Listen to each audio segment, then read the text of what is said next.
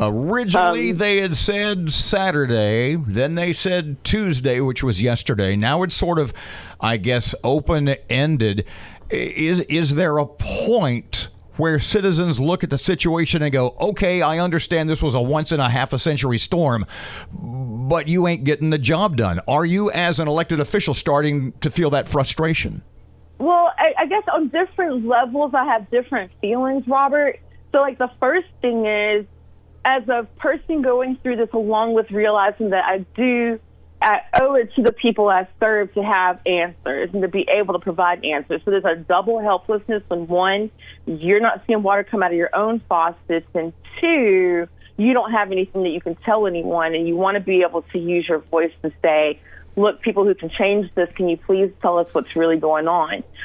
There was a point when I was getting information that was like, everyone in your area should have water by end of day, going back a week now, going back to like Saturday. And I was telling like, look, y'all, I don't believe you. I think that I know y'all know it's a big issue, but I don't think that each fix you make is actually going to be able to do as much as you want it to be able to do. So I'm just going to wait. They can believe that there's water restoration when they see the water restoration. This isn't like 30 minutes where the pizza's free. Levette, let me ask you this, because I've seen this put out there now. Are we to the point where we're having now a public health emergency, and does that change things?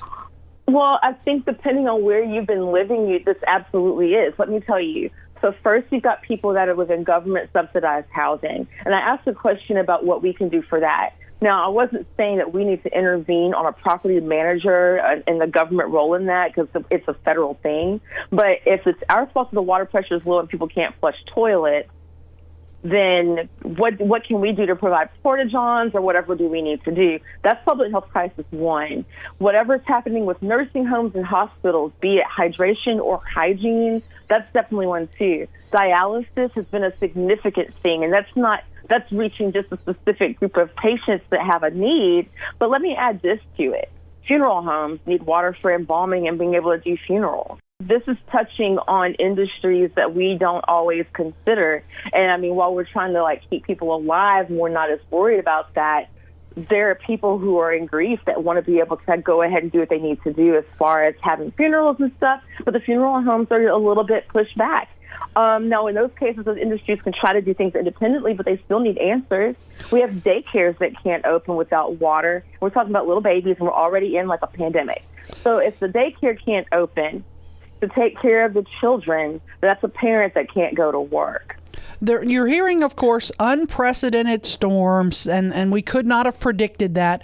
But are there some things we could have done better that we should learn from? If you guys thought I was better at diplomacy and wasn't as straight a shooter as I would, you probably stop calling me.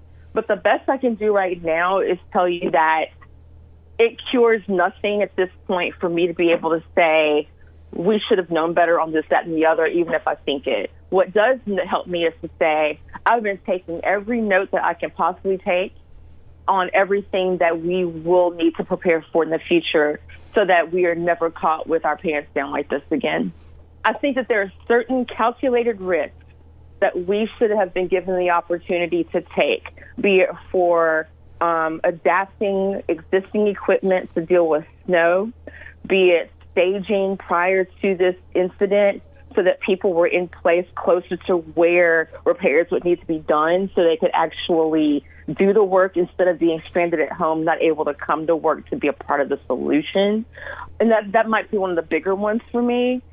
If this community has a situation like this again, be it drought, be it snow, be it flooding, and we're not ready to respond better than this, then we're all going to hell. There won't be any excuse at that point. Wow. I'm hearing from a lot of folks, and you probably are far more than am I, about a bond. We need a bond issue now, and we need to fix the water system and just the water system and not a penny more than just to fix the water system. Let me tell you this. I know you're hearing that a lot, too. I can tell you right now that our firefighters and our police responders have been in a really nasty situation with all of this. And part of it with the police is the facility they're using was already in turmoil. So I don't know if we need to move forward on something that doesn't include that. But what I will say is we cannot kick the can any further down the road. The road has ended. The can can't go off a cliff.